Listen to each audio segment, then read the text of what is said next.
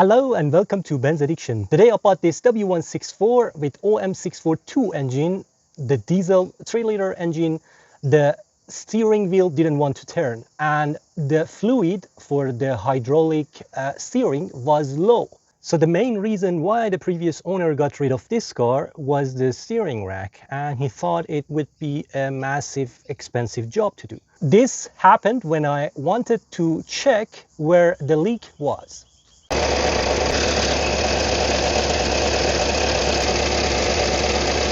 A very leaky steering rack. So it turned out to be a simple job actually.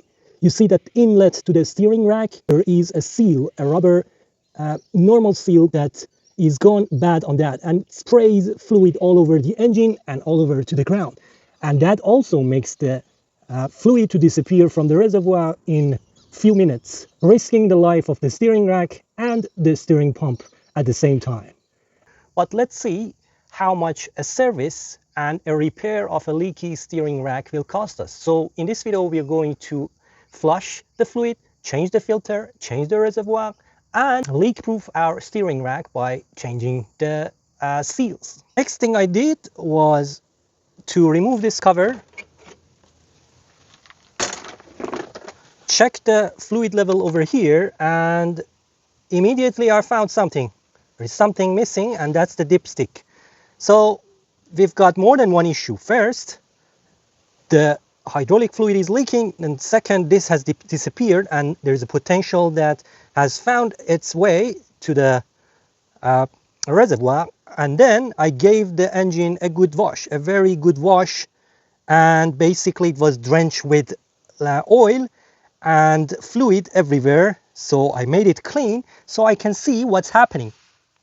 And it's much more clean, and I can now see what's happening over here. To remove that top bolt, which is an E-type Mercedes bolt, we need the E20 socket. And as you can see, I've got the socket on top of the bolt. So need a bucket underneath because we're going to lose all the fluid. I ended up using a 15mm ratchet spanner because I didn't have enough clearance to use my socket and ratchet, but it did work perfectly. This is the bolt that has a mechanism inside, and you can use a 15mm as well to loosen it. And the fluid slowly and gradually starts flowing out, and that's a good thing because we're going to flush it anyway. This is the situation we have over here, and this is the remaining of the previous seal that is no longer there. If we look at this seal over here, you'll see that almost 1/3 of it is completely gone. So we need exactly this seal over here, a good one, to fix the issue. The overall diameter of these seals are 37mm, and the girth of the seal itself is 2.5mm, and the internal diameter is 31mm. So make sure you use high quality nitrile seals so you don't end up in the same situation in near future. Let's go ahead and replace them. The other O-ring is underneath here, and it can be removed easily like that. And this one is good, and there is no problem as far as I can see, but both of them are the same size. So as you can see, I have installed both seals, and I'm going to tighten it. It's a very hard and difficult place to film, but basically I'm going to tighten it. There is no way for me to torque it down, so I'm going to tighten as much as possible using my 15mm spanner. This is now hand tight, and then we can start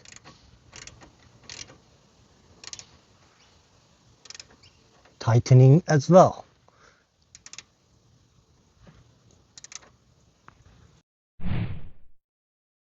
And then we're going to change the reservoir, which has the proper dipstick, as you can see. And the filter will be cleaned, the fluid will be cleaned and flushed, and the reservoir will be nice and good. At this point, we are going to remove 3 E10 sockets. 1, 2, and third one is there, to remove the reservoir, to replace it, because I can see this one is not replaced. I'm pretty sure this one is very original. So first one,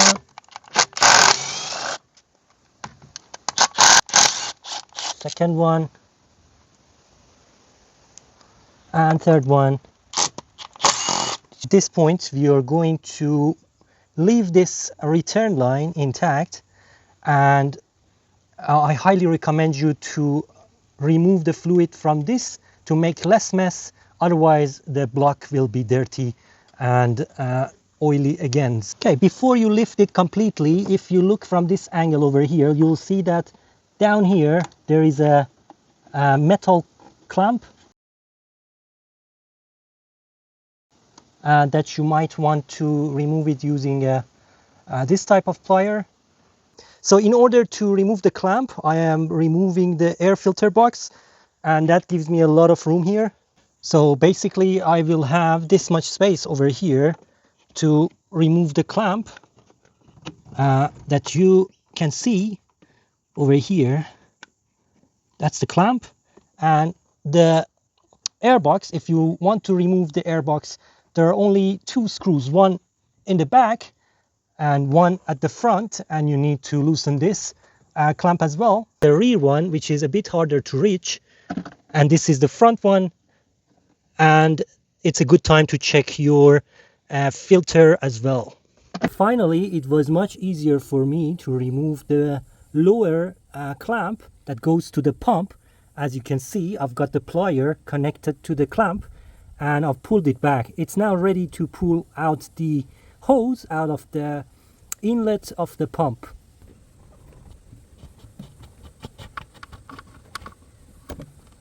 Not much actually. So here we are. The reservoir is removed, and this clamp was kind of aligned in a different way, so I could not actually reach it properly, and the hose was short. So for next time, I'm going to turn this clamp 90 degrees toward the air filter box so I can remove it much easier. With the hose removed, I can now go ahead and remove this clamp using the tube. Now installing back the new reservoir is a piece of cake. Just use the same clamp and hose if it's not damaged, inspect properly, and then we're going and installing back that. So this time I put this one back first, and then the lower one is much easier to go back. Okay, I have installed the reservoir back except the return line, and we need this return line because we're going to flush the system. I've got a plug over here and I'm trusting it, and I'm going to fill the reservoir and cycle the steering wheel and see what sort of fluid comes from this side. So basically it should be old and dark fluid coming from this side. Okay, I'm ready for the next step, which is going to be the flushing. All the clamps are tight except the return line. I have a clear container over here that can contain 1 liter. I've got 2 liters of new fluid. The new fluid should be suitable for your engine. In this case, it's a CHF 7.1 for Mercedes. Got a funnel ready, and a helper would be great in this part to rotate the steering wheel, but I do not have a helper unfortunately, so I'm going to use the tripod, capture the video, and turn the wheel myself. Let's fill the reservoir slowly. I'm going to start the engine. Our fluid is kind of greenish blue, and it's very clear. I've got the reservoir filled, so I'm going to start the engine now.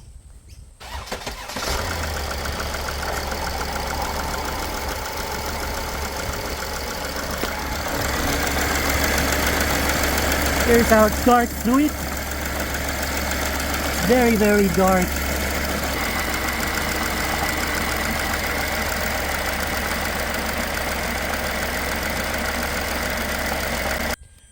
I have removed most of the dark fluid.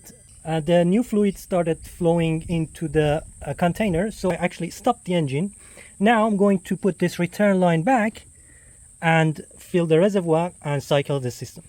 Meanwhile, this is the dark fluid that we got from the system, the old one that we had.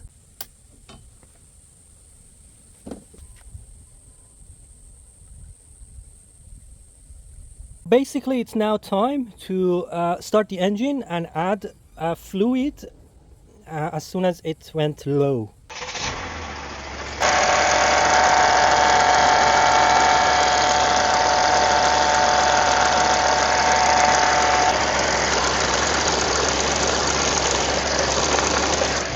So let's see if it's beautiful. I've got assisted steering wheel right now, which is great. It's a good feeling. I think we are done. I'm going for a quick test drive and then fill up the reservoir if needed, and we'll check. Now much better. Let's check the fluid level again. It's a bit overfill, and I'm going to test drive and drain if needed. Thank you so much for watching, liking, subscribing. Have a great day. Enjoy your Mercedes. Bye.